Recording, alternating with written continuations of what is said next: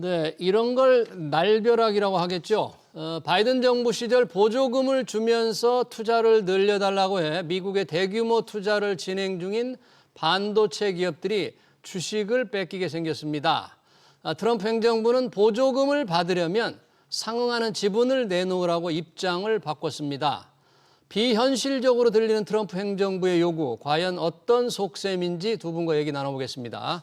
김창호 보스턴 컨설팅 그룹 파트너, 이주환 인더스트리 애널리스트 나오셨습니다. 어서 오십시오. 안녕하십니까. 반갑습니다. 자, 인텔 반도체 종합회사인데 어려움을 겪고 있습니다. 미국 정부가 좀 지원 방안을 강구하는데 보조금을 주면서 지분 10%를 확보하겠다. 이런 방안을 상무장관이 공식화했습니다. 자, 인텔, 우리와 경쟁하는 회사의 반도체인데 인텔 지분을 미국 정부가 직접 인수한다. 기업이 지분을 정부가 갖는다. 이게 어떤 의미가 있는지 무슨 김창욱 파트너님, 이게 무슨 의미가 있는 겁니까? 인텔 지분을 미국 정부가 직접 갖겠다. 네, 일단은 인텔이 굉장히 어려워졌지 않습니까? 예. 그래서 벌써 한 1년 전부터 이제 문제가 생겼고, 이 미국의 입장에서는 제조를 미국으로 가지고 온다라는 입장이 굉장히 큰 상황. 그래서 예. 전체적인 그로스 밸류 애드가 이제 뭐 300조 원까지 이렇게 예상할 정도로 큰 전체 일인데, 문제는 이게 인텔이 워낙 안 좋아지면서 원래 자구책을 되게 많이 찾으려고 했어요, 내부적으로. 그래서 그중에 이제 나왔던 안건이 인텔 지분 50%를 외부에 매각한다라는 얘기를 했었고, 예. 그게 현실적으로 잘 일어나질 않았었죠. 그러다 보니까 정부가 좀 도와주려고 노력을 했고, TSMC도 와서 투자를 해라 혹은 지분을 가져가라 이런 얘기를 했지만 TSMC가 거절을 했고, 예. 뭐 비공식 그냥 소식에 따르면은 국내 회사들도 가서 좀 이런 딜에 대한 논의를 했었다고 얘기가 들렸었어요. 네. 근데 이제 이게 모든 게 다 결렬된 상황에서 인텔은 살아나야 하고, 정부의 입장에서는 그러면은 지원을 해줘야 되겠다. 그렇다고 하면은 본인들이 10% 정도의 지분이면 대주주 가까이 되는 거고, 예. 그 입장에서 회사를 좀 컨트롤도 하고 예. 제대로 자구책을 좀 만들어 보겠다라는 의도가 숨어 있다라고 보여집니다. 네, 그러니까 인텔을 살리기 위해서 정부가 나선다. 정부 뭐 국유화는 아닌데 이 정부가 나서는 것을 시장은 어떻게 보는 거니? 그리고 반도체 패권 경쟁에서 미국에서 만들라는 이런 건데 이게 글로벌 반도체 질서, 패권 경쟁에 좀 많은 변화를 좀 줄까요? 어떤 영향을 줄까요? 인텔이 크게 보면은 CPU 사업부가 있고 파운드리 사업부가 있고, 근데 물론 파운드리는 작년 하반기에 분사를 해서 이제 자회사 형식으로 가고 있는데 예.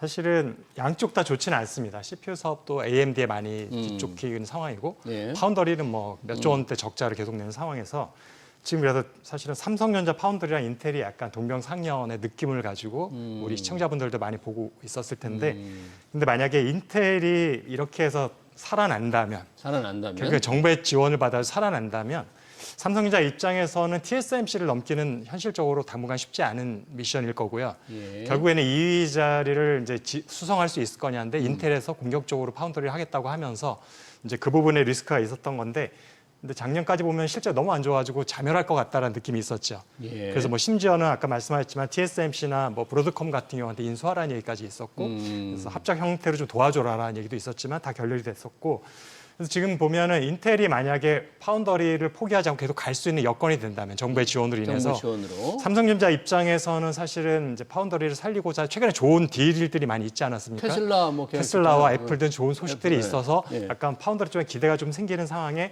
인텔이 만약에 죽지 않는다, 대마불사가 돼버리면 특히 이제 미국에 있는 패밀리스 기업들이 아무래도 정부의 눈치를 보면서 이게 완전히 국영 기업은 아니지만 정부가 지분이 10% 갖고 있다는 얘기는 거의 이 사회를 좌우할 수 있는 정도의 지분율이거든요. 네. 그럼 눈치를 안 볼 수 없고 심지어는 또 백악관에서 뭐 IT 기업인들을 불러가지고 압력을 좀 할 수도 있죠. 충분히 예상이 되는 시나리오거든요. 인텔로 수주해라, 발주해라. 그래서 이게 무슨 뭐 보안 이슈 어쩌고 뭐 이상한 이유를 들면서 우리나라 기업이 인텔의 일감을 몰아줘야 된다라는 논리를 이제 만들 수도 있는 것 같고, 이렇게 되면 이제 사실은 삼성전자 입장에서 파운더리 고객 확보가 좀 더 어려워지는 상황이 되는 것 같습니다. 그래요. 그래서 지금도 파운더리가 어려움을 완전히 극복하지 않은 상태에서 또 다른 암초가 만나는 게 아닐까라는 우려가 조금은 있습니다. 근데 뭐 이론적으로 저런 말씀도 저는 동의를 하지만 예. 조금 더 실질적인 얘기로 돌아와 보면 인텔이 10나노에서 7나노로 오는데 보통 이제 1.5년 정도 안에는 들어오는 게 일반적이었는데 인텔이 이거를 4년이나 걸렸어요. 4년이나. 공정 자체의 이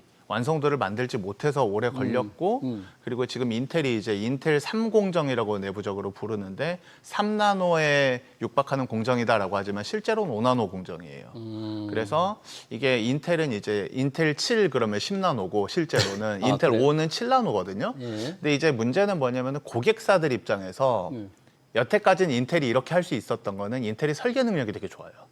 설계 능력이 좋으니까 공정이 7나노고 5나노처럼 비슷하게 한다고 해도 실제 5나노 성능을 냈기 때문에 이렇게 얘기를 했었던 건데 삼성이나 TSMC 파운드리를 썼던 고객사들 입장에서는 설계를 인텔 5라고 하고 3나노의 이퀴벌런트한 공정으로 내가 맞추기 되게 어려울 것 같아요. 게다가 이게 정부가 지분을 갖고 협박은 한다고 할지라도 결과적으로는 이 반도체에 투자가 엄청나게 큰 업이고 파운드리의 원가가 예. 팹리스 입장에서는 40% 이상인데 이 돈을 자기가 정부에서 옥죄한다고 이걸 다 쓰기는 어려울 거다. 결국은 신용은 좀 하겠죠. 예를 들면은 일부 제품들 중에서 굉장히 좀 레거시 옛날 로드로 이제 써도 만들어도 되는 것들을 일부 이제 좀 공정을 뭐 인텔 걸 쓰겠다 이렇게는 할 수 있고 사실 비슷한 일이 이미 삼성 파운드리에도 좀 벌어지고 있었거든요. 예를 들면 하이퍼스케일러들이 만드는 칩들 중에서 최신 칩들은 TSMC한테 맡기지만 한 세대 지나서 이걸 이제 성능 업그레이드한 버전들을 삼성 파운드리에 맡기고 있었어요. 예. 왜냐면은 계속 이완화를 해야 파운드리 이완화를 하고 싶으니까. 예. 그래서 이런 식으로 가는 방식으로 가겠지. 메이저 노드를 당장 인텔이 가져가겠다라고 보기엔 좀 어렵고 지금도 인텔의 3나노, 그러니까 인텔 3이라고 부르는 이제 이 공정도 사실은 보면 그 신흥 팹리스들 그래서 뭐 NPU 칩들 만드는 우리가 이름 들어본 그로크, 뭐 텐스토렌트 이런 회사들이 작은 물량으로 실험적으로 좀 가고 있지. 애플이나 이런 엔비디아 같은 큰 고객들이 한 방에 가기에는 굉장히 큰 투자 리스크이기 때문에 쉽지 않을 것 같다라고 보고 있습니다. 일단 시장에서만 보면 정부가 준이 되는 회사에 대해서 정부가 뭔가 여러 가지 압력은 넣을 수 있지만 그렇게 신뢰하지 않는다. 이게 우리가 뭐 중국이냐 뭐 이런 비판이 좀 있는 것 같아요. 지금 이런 방식에 대해서는. 근데 사실은 이미 연초에 미국 정부에서 이제 국방 관련된 거로 해서 인텔 파운드에 30억 달러 규모의 수주를 준 적이 있습니다. 아 그래요? 예, 인텔에? 있었고 물론 그게 이제 공정 노드가 몇 나노 제품인지는 이제까지는 알려지진 않지만 사실은 어떻게 보면 노골적으로 할 수 있는 여지는 충분히 미국이라 있을 거라는 거. 그래서 말씀하신 것처럼 아직 삼성전자보다 기술적으로 뒤떨어져 있는 게 맞고 삼성전자 또 TSMC는 양산 능력에서는 살짝 수율에 약간 뒤처지는 게 맞는데 문제는 이제 이런 식으로 했을 때에 이제 좀 성능이 떨어지지만 약간 중국같이 되는 거죠. 중국의 SMIC를 비롯한 3개 파운더리의 좀 가장 큰 회사들이 분명히 거기서는 이제 EUV 장비가 없기 때문에 5나노 밑으로는 사실상 불가능한 상태인데도 불구하고 시장 점유율이 빠르게 높아지고 있다는 거. 예. 이미 중국 3사를 합치면 삼성전자 훨씬 넘어섰거든요. 그래서 이런 효과가 미국에서 나올 수 있다는 우려인 거. 그러니까 기술력이 없더라도 사실 일감 몰아주기의 효과가 조금 있다는 거 하고 파운더리는 이번에 애플 같은 경우도 사실은 3나노, 2나노 노드가 아니고 과학이나 센서에 들어간 건 굉장히 레거시 공정을 사용하는 거거든요. 뭐 28나노가 될 수도 있고 26나노. 사실 그런 것들을 만들 수 있잖아요. 인텔 같은 경우도. 그래서 이제 그런 일단 물량 같은 것들도 우리가 무시할 수는 없다 보니 그래서 물론 지금도 보면 시장 점유율이 탑 10에 못 들어갑니다. 인텔은. 중국 기업들보다도 밑에 있어가지고 당장에 삼성전자 2위 다툼 할 정도는 전혀 아니라고 생각이 되는데 망할 것 같았는데 안 망하게 생겼다라는 것을 이제 제가 이제 약간 리스크 요인이 다시 생겼다라고 말씀드렸습니다. 네. 그렇게 10% 지분을 인수하더라도 미국 정부가 뭐 의결권을 행사하지는 않겠다 그랬잖아요. 정말 그럴까요? 실제 지분을 인수하고 나면 뭐 필요한 경우에는 생각이 좀 달라지지 않을까 싶기도 하고 그래요. 근데 뭐 인텔의 의결권을 가지고 있다고 정부가 크게 도와줄 수 있는 건 없을 것 같아요. 다만 그냥 정부도 10%라는 지분을 투자했다는 거는 나도 리스크를 졌다는 뜻이지 않습니까? 그러면 당연히 이사회를 참여해서 인텔이 왜 이렇게 망가지고 있는가냐는 직접 좀 들어보고 눈으로 쳐다보고 도와줄 수 있는 게 있으면 도와주고 싶다는 의지이겠죠. 그러네요. 자, 인텔의 지분 10% 인수가 관심을 끄는 것은 이런 방식이 우리 삼성전자에도 적용될 거다. 지금 그런데 삼성전자에도 그러면 보조금이 꽤 많이 지금 지급하게 약속이 돼 있지 않습니까? 확실하게 삼성전자 지분도 내놓으라는 게 지금 똑같은 조건이겠죠? 인텔처럼 그렇게 돼가는 겁니까? 확실하게? 구체적인 게 나온 건 아니고 그냥 사실은 들리는 얘기로 이런 방식을 다른 이제 삼성 하이닉스나 대만의 기업들한테도 적용하면 좋을 것 같은 아이디어다 정도로만 지금 백악관에서는 반응을 한 상황이고요. 예. 근데 구체적으로 사실은 이미 이게 문서로 계약서를 다 작성한 거잖아요. 전임 행정부에서 그 보조금 바이든 행정부에서 그렇죠. 보조금 네. 관련해서 네. 거기에 근데 조건들이 있어요. 거기에 조건은 투자에 대한 거거든요. 몇 년까지 얼마에 투자를 하면. 근데 이거를 만약에 보조금을 주되 지분을 달라. 그러면 이거는 돈을 주는 게 아닌 거죠. 그냥 지분을 사가는 거거든요. 그러니까 아예 다른 얘기가 돼버리기 때문에 기업들 입장에서 원점에서 다시 사실은 협상을 이어가야 되는 상황이라고 보고 있고요. 만약 미국이 정말 요구를 한다면. 예. 그래서 제가 볼 때는 사실 바이든 행정부 때부터 제가 지속적으로 아마 이 시간에도 몇 번 얘기를 했을 텐데 미국의 보조금은 독이 든 성배다. 안 맞는 게 최고다라고 계속 말씀을 드렸는데 네. 사실 우려했던 상황들이 사실 조금 지금 벌어지고 있는 것 같습니다. 네, 지금 삼성전자에 약속한 보조금이 꽤 많이 47억 달러인가요? 그 정도라면 뭐 지분이 시가총액으로 해서 따진다면 한 1.6% 정도 된다는 거잖아요. 그 정도면 굉장히 높은데 그렇게 요구를 할 경우 한다고 지금 전반적으로 언론 보도가 지금 나오고 있는데 할 경우 삼성전자로서 선택할 수 있는 방법이 좀 어떤 선택을 해야 될까요? 방법이 있을까요? 방법은 안 받는다고 하는 방법과 받고 그냥 지분을 넘기는 거 둘 중에 옵션은 없는 거죠. 그 두 가지밖에 없을 텐데 안 받는다고 하자니 47억 불이 너무 속았다는 느낌이 들 거고 네. 이거를 줬을 경우에는 당연히 통제력이 이제 정부로부터 들어올 거니까 그러면은 미국 정부의 가장 큰 의도는 그 지분을 가지고 소액주주지만 와서 미국에 빨리 뺍지어라라는 거를 강하게 요구할 가능성이 투자하라. 높겠죠. 네. 그러니까 그거를 미국 정부는 지금 의도하고 그럼 이 방법이 되게 좋겠다라는 아이디어를 낸 것 같고요. 예.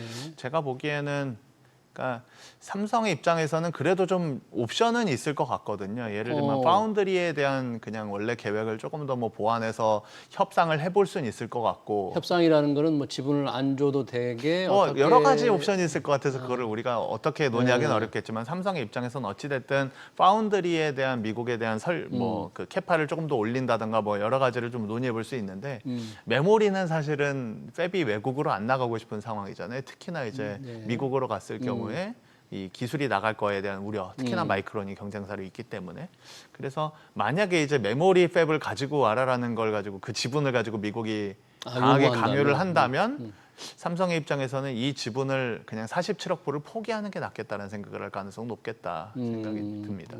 이주환 박사님 어떻게 보세요? 지금 이제 법에는 바이든 정부의 정해진 반도체 법에는 이제 없다고 말씀하셨잖아요. 투자하는 거지 지분 파는 게 아니니까. 근데 요구를 이제 할 것 같고요. 또 트럼프 대통령 워낙에 뭐 예상할 수는 없는 분이니까 하게 되면 삼성 어떻게 해야 될지 삼성의 전체적인 경영 방향, 주식 주가에도 영향을 미칠 수 있고 여러 가지 영향이 예상이 되는데. 뭐 저보다도 사실은 경영진이 이것 때문에 지금 골머리를 싸매고 고민하고 있을 거라 생각이 되는데 일단 금액으로 하면 거의 이재용 회장만큼의 지분율이라고 하더라고요. 수치로 계산해 보면 그 금액을. 1.6%. 그래서 사실은 그거를 정말 지분을 줄 수는 없을 거라고 생각이 되고요. 왜냐하면은 그런 지분을 그냥 타 정부에 준다면 한국 정부에서도 아마도 그냥 놔두진 않을 거고요. 아, 우리 정부에서도. 그렇죠. 근데 반도체 같은 경우는 특별 이렇게 관리 품목으로 되어 있는 산업이거든요. 예. 기술이 외국으로 가는 것에 대해서 굉장히 철저하게 막혀져 있는 부분인데 만약에 지분을 외국 정부에 넘긴다. 라는 거는 사실 어떻게 보면 기술 이전보다도 더 큰 임팩트가 있을 수 있는 거라서 사실은 산자부나 이쪽에서 아마 승인을 안 할 가능성이 크고요. 기본적으로 어쨌든 정부의 허가를 받아야 되는 상황일 거라 생각이 되고 있고 그렇게 됐을 때 그러면 뭐 의결거리 없는 지분이라고 한다고 하더라도 말씀하셨지만 이리저리 사실은 시어머니 노릇은 충분히 할 수 있거든요. 그 정도 지분을 갖고 있는 대주주라면은 그래서 아마도 이미 착공을 한 공장이 있기 때문에 투자 계획을 아예 백지화할 수는 없을 것 같고요. 규모를 조금 축소하는 방식. 그래서 어쨌든 그런 비례해서 줘야 되는 지분이라든지 정부가 관여할 수 있는 부분도 같이 축소가 될 수 있는 여지가 있다 보니까 그래서 그런 것이 하나의 지금 초이스가 될 수 있을 것 같고 아니면 지분을 안 넘기는 대신에 뭔가 트럼프 행정부가 만족할 만한 다른 일자리라든가 다른 투자의 규모를 확대한다든지 아니면은 뭐 인텔의 일정 부분 기술적인 지원을 해주겠다라든지 이런 것으로 딜할 가능성도 저는 있지 않을까 생각을 해봅니다. 상당히 험난한 또 협상을 해야 되는데 비단 지금 날벼락을 맞은 건 삼성전자만이 아니잖아요. 대만의 TSMC는 지금 반응이 어떻습니까? 우리만큼 지금 난리가 났을 것 같은데요. TSMC는 오히려 크게 걱정을 안 하고 있는 모드로 저는 좀 느껴지더라고요. 왜요? 왜냐하면 일단은 기본적으로 애초부터 이 일이 처음 벌어진 게 아니잖아요. 아까 말씀드린 대로 TSMC한테 지분을 사라라고 협박을 했었을 때부터 네. 고민을 했었을 거고 그다음에 이미 미국의 친동조 활동들을 굉장히 많이 해서 새로 팹 짓는 것도 계속 지금 얘기를 하고 있고 어드밴스 패키징 팹도 짓겠다고 선언을 했고 등등 가고 있어서 이 10% 지분 인수에 대한 뭔가 협박보다는 그냥 본인들이 하고 있는 거에 대해서 미국에 좀 더 피력하고 잘 동조하면 되겠지. 그냥 오히려 이미 고민이 다 끝나 있을 것 같다는 생각이 좀 더 들어요. TSMC는요. 예. 우리는 지금 마치 처음 들어서 지금 마치 정말 날벼락을 맞은 기분 아니겠어요? 삼성전자, 그렇죠. SK 하이닉스 같은 경우에는 네네. 사전에 전혀 언질 같은 건 지금 없었던 걸로 보이죠. 예, 전체적으로 한 번도 이런 논의가 될 거라고 생각을 못 해봤던 것 같아요. 아까 말씀하신 것처럼 이미 계약서가 쓰여 있는 상황에서 이거를 뒤집지는 못하겠지였는데 네. 근데 뭐 여전히 그 계약서를 뒤집기는 어렵겠지만은 트럼프 행정부가 지금 들어오면서 했던 것들이 기존에 있었던 것들에 법적으로 어떻게 이걸 피해서 바꿀 수 있는지에 행정명령 등 막 이런 고민들을 되게 많이 해왔기 때문에 네. 이게 가능성이 0은 아니겠구나라는 생각은 좀 들긴 합니다. 네. 이번에 이제 한미 정상회담이 25일 열리고 거기에 많은 기업인들이 가는데 당연히 삼성자 이재용 회장, SK 그룹의 최태원 회장도 가는데 거기서 뭐 이런 부분들에 대한 조금 얘기 진전이 좀 이뤄낼 수 있을지 모르겠습니다. 우리 정부가 이런 걸 좀 대비를 하고 준비를 하는지 모르겠어요. 이 부분. 제가 볼 때는 이 문제는 언급하지 않는 게 나을 것 같고요. 우리가 기업들이 오히려 본인들이 할 수 있는 뭔가 설득 카드를 가지고 해야지 이걸 만약에 국가의 정상들이 꺼내기 시작하면 너무나 큰 일이 돼버립니다. 이게 오히려 큰 일이 아니다라고 해놓고 물밑에서 우리가 뭔가 작업을 하는 게 유리하지 정상 대 정상 약속으로 가버리면 나중에 기업들이 이거 되돌릴 수도 없고 굉장히 오히려 더 버든이 커질 거라고 생각이 돼서 그러네요. 그래서 이번에 어차피 미국에 가니까 가면서 여러 가지 안들로 사무국의 SIA 같은 곳에 있는 어떤 정책 위반자들, 트럼프 행정부에 큰 영향을 끼칠 수 있는 사람들하고 아마 조율 단계 같은 것들이 있을 것 같고요. 그래서 지분 대신에 우리가 할 수 있는 이런 것들을 미국의 도움, 미국의 반도체 산업을 육성하는데 우리가 줄 수 있는 도움이 있다. 일단 HBM 같은 경우도 있을 수 있고 하이닉스 같은 경우는 그래서 그런 면에서 뭔가 몇 가지 카드들을 준비해서 갈 거라고 생각이 되지 이걸 전 정상회담의 의제로 꺼내는 거기서는 예를 들어 뭐 관세 같은 큰 거를 떠낼 수는 있을 것 같아요. 그래서 한국의 최애국 조건을 약속했으니 반도체도 뭐 15% 이내로 해달라라든지 근데 이런 지금 보조금 관련된 것들은 사실은 오히려 그 자리에서 언급 안 하는 게 좋지 않을까라고 개인적으로 생각합니다. 그러네요. 지금 방송에서 할 말은 아닌 것 같은데 이 트럼프 정부가 약간 아님 말고를 좀 내놓은 것 같아요. 제가 보기에. 아니면 말고 아님 이렇게 말고죠. 하고. 왜냐하면은 원래 주기로 했던 돈 지분 줘라고 해놓고 만약에 싫어 그러면 나는 보조금 포기할게 그러면은 트럼프 입장에서는 땡큐고. 보조금 안 그다음에, 받는다 그러면 예. 전략할 수 있으니까. 원래 주기로 했던 돈 안 줘도 되니까 트럼프가 이게 돈 주는 거 굉장히 싫어했었지 않습니까? 네. 칩섹트 돈을. 네. 그런데 만약에 그래 오케이 하고 받아들이면 지분을 안 받더라도 자기가 뭔가 협상거리가 너무 많아지잖아요. 그러니까 프레임을 완전히 바꿔버렸거든요. 네. 근데 진짜 말 그대로 최악의 경우 돈 안 줘도 끝나는 안 줘도 거고 아무 되는 게. 딜 없이 끝나는 거 이것도 나의 치적 아니냐라고 얘기하기 너무 좋겠죠. 잃을 게 없는 맞습니다. 카드를 만들어 버린 거예요. 그렇죠. 지금 판 자체를. 국가 간의 약속, 법적인 기반 이런 걸 다 무시하고 정말 한 대통령 마음대로 이렇게 하니까 우리 근데 여차하면 칩스법도 지금 공화당이 상원 다 지금 장악한 상황이기 때문에 얼마 전에 대체법안 만들어가지고 무력화시킬 수도 있긴 합니다. 그러니까 보조금 주는 걸 아주 그냥 아예 없애버릴 수도 있는 거죠. 있다 예, 이거죠. 다른 법을 입법해가지고. 예. 예, 정말 어떻게 앞으로 진행될지 모르겠네요. 아까 인텔로 잠깐 다시 돌아가 보면 일본 손정이 소프트뱅크가 인텔에 20억 달러를 출자해서 지분 2%를 취득하는 계약을 이제 체결했네요. 소프트뱅크가 인텔에 뭐 투자한 이유, 구원 투수로 나선 겁니까? 목적이 전략은 뭘까요? 그러니까 소프트뱅크 입장에서는 또 가질 것밖에 없는 투자일 것 같아요. 그러니까 첫 번째 대전제는 미국 정부가 인텔 포기 안 한다. 무조건 이거 회생한다라는 대전제가 틀려버리면 말이 달라지겠지만 뭐 정부가 돈 넣을 정도로 회생은 중요한 거고 트럼프에게 중요한 일이니까 자 그럼 회생을 대전제로 했을 때 일단 기본적으로 인텔이 되살아나면은 투자 지분 다시 매각해서 벌 수 있는 차액에 대한 수익은 기본일 거고요. 더군다나 이제 ARM이 있고 밑에 ARM이 있고 그다음에 그래프코어라는 팹리스가 또 있고. 그러니까 일단 그래프코어라는 팹리스도 그렇지만은 ARM이 비즈니스 모델을 바꾸려고 한다라는 루머는 굉장히 많이 돌고 있어요. 어떻게 기존에는 이 저전력 아키텍처를 퀄컴이나 뭐 삼성 시스템 LSI 같은데 팔았던 게 비즈니스 모델이었는데 본인들이 직접 칩을 만들겠다라고 하고 칩을 만드는 예를 들면 아마존에서 중요한 엔지니어들을 뽑아서 직접 칩을 만들거나 혹은 소위 이제 커스텀 칩을 만들어주겠다라는 비즈니스 모델을 추진하려고 한다는 거죠. 예. 그럼 여기서 가장 중요한 게 뭐냐면 파운드리에 대한 캐파를 내가 얼마나 확보할 수 있느냐. 그다음에 파운드리를 내가 좀 어떻게 원하는 대로 좀 운영할 수 있느냐. 운영이라는 게 좀 기술적 얘기로 들어가면 이제 그 PDK라고 해서 파운드리에서 제공하는 개발 키트가 있는데요. 이 개발 키트도 내가 어느 정도 영향력이 있어야 조금 이렇게 좀 바꿔달라라고 요구를 할 수가 있는 겁니다. 그러니까 아메 입장에서 소프트뱅크 입장에서는 2%를 가지고 자기 밑에 있는 네. 투자사들에 대한 시너지가 생길 수 있다는 관점에서 두 가지 이익이 있으니 이거는 정말 안 할 일이 아니었었다고 보여집니다. 그렇군요. 자, 삼성전자, 인텔 정부 보조금 대신에 지분을 받아가는 게 과연 어떤 식으로 더 진행이 될지는 계속 지켜봐야 할 것 같고요. 이 반도체 관련해서 관심 있는 게 뉴욕 증시에서 얘기 나온 AI 거품론입니다. 가끔 뉴욕 증시를 흔들고 있어요. 이번에는 보니까 오픈 AI 최고 경영자 샘 올트만이 기자간담회에서 한 발언이 조금 증시에 영향을 주었는데 AI 산업에 거품이 끼었을 수 있다. 누구나 얘기할 수 있을 것 같은데 샘 올트만의 발언 어떻게 좀 평가하세요, 이주환 박사님?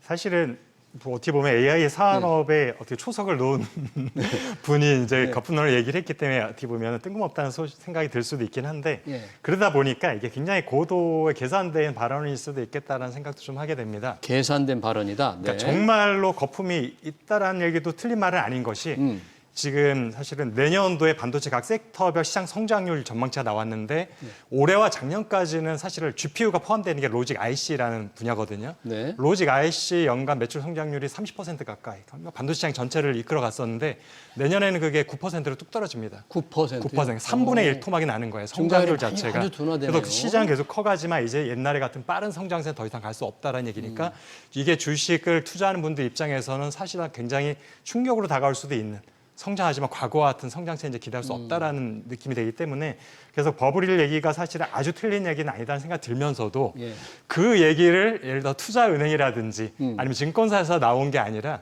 오픈 AI 쪽에서 나왔다는 얘기가 조금은 미심쩍은 부분들 좀 있긴 합니다. 그래서 뭔가 다른 노림수 예를 들면은 이제 경쟁사들이 본인 이보다 더 많은 투자를 하면서 특히 빅테크 기업들이 직접 자체 서비스라든지 직접 칩을 만드는 설계까지도 지금 하는 이쪽에서 본인들이 이제 중국까지도 또 끼어들었지 않습니까? 그래서 본인들의 위상과 영향이 과거만 같이 유지되지 어려운 상황에서 이렇게 되면 이제 빅테크 기업들의 투자가 좀 주춤할 가능성이 있는 거죠. 그래서 본인들의 위상이 여전히 좀 확고하기 위한 노림수도 일정 부분에 있지 않을까라고 좀 생각해 봅니다.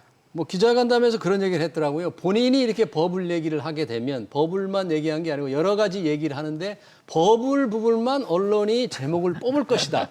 이렇게 뽑을 것이다라고 자기가 그런 얘기를 하면서 그래도 뭐 괜찮아. 그렇게 하면서 얘기를 하더라고요. 그러고 보니까 뭐 버블을 정말 걱정하는 것 같기도 하고 아니면 그러면서도 본인 투자는 계속 하겠다는 의지를 보여주는 것 같기도 하고 투자자들로서는 좀 헷갈릴 것 같아요. 지금 올트만의 얘기. 어떻게 판단하셨어요? 네, 그냥 보는 시각에 따라 다를 수 있거든요. 그러니까 버블이란 단어에만 꽂힐 거다라고 얘기를 했던 게 저는 왜 그렇게 생각하냐면 기본적으로 지금 AI는 일단은 과잉 투자라고 볼 수밖에 없어요. 왜냐하면 이게 시장이 너무 초기예요. 시장의 초기. 2023년도에 챗GPT가 나왔어요. 사람들이 굉장히 AI는 오래된 것처럼 얘기를 하지만 실제 상용화 우리의 피부에 느껴지고 산업에 도입되기 시작한 건 2년밖에 안 됐다는 거죠. 시장 초기의 특징은 이제 많은 플레이어들이 한꺼번에 뛰어듭니다. 그리고 여기서부터 내가 우위를 선점하기 위해서 과투자를 감행해요. 그러니까 샘 올트만의 입장에서도 나만 투자 발표를 하는 게 아니라 다 투자를 발표하니까 불편하죠. 그러니까 어찌됐든 과열은 된 건 사실인 것 같고 또 하나 이제 그 오픈 AI 입장에서 굉장히 뭐 하이퍼스케일러들 다 포함해서 괴로운 건 이 GPU가 워낙 지금 비싸고 그러니까 뭐 엔비디아의 패키지의 영업이익률이 70% 그리고 여기에 이제 패키징이 없어서 생산을 못 하고 있는 거 패키징의 공급이 부족해. 갑자기 늘어난 수요는 공급이 이걸 따라오지 못합니다. 칩 생산이든 패키지 생산이든 그러니까 이게 계속 부족하니까는 가격은 오르고 거품이 껴 있는 것처럼 보이겠죠. 거기다가 이제 또 하나는 근데 근본적으로 봤을 때 이 시장이 진짜 거품인지를 보려면 이 수요가 얼마나 커질 거냐에 대한 얼마나 고민일 커질 거지 거냐. 않습니까? 네. 근데 지금 상황에서는 뭐 예를 들면은 가장 최끝단인 모델을 만드는 모델에서도 모델을 효율화하려고 되게 노력 많이 하고 우리 딥시크 충격도 한번 있었지만 별게 아닌 것처럼 지나갔지만 결과적으로는 모델을 효율화하려는 노력은 일어나지만 실제로는 아직도 예를 들면 강화학습이라든가 체인 오브 토트라고 해서 내가 생각을 반복해서 계속 연산력을 써야지만이 네. 이게 좋은 효과를 내니까 이 투자가 계속 DC DC 투자가 이어져야 커질 수밖에 없어요. 어. 그러니까 거품도 있다고 얘기할 수 있지만 이 수요가 계속 늘어나는 상황에서 전망 자체를 지금 시장 초기에 있었던 모습들을 가지고 이 거품이 크고 주가 가치가 너무 크게 반영됐다고 볼 수 있을까 네. 어렵다라는 시각입니다. 참 보는 시각에 따라서 다를 수 있다는 게 조금 이해가 되는데 이 발언 이후에 주가에 영향을 많이 미쳤어요. 우리 시장에 우리 반도체 기업 SK 하이닉스 영향을 좀 받았습니다. 굉장히 조금 며칠간 하락을 했는데 반면에 삼성전자는 조금 분위기가 달라요. SK 하이닉스와 달리.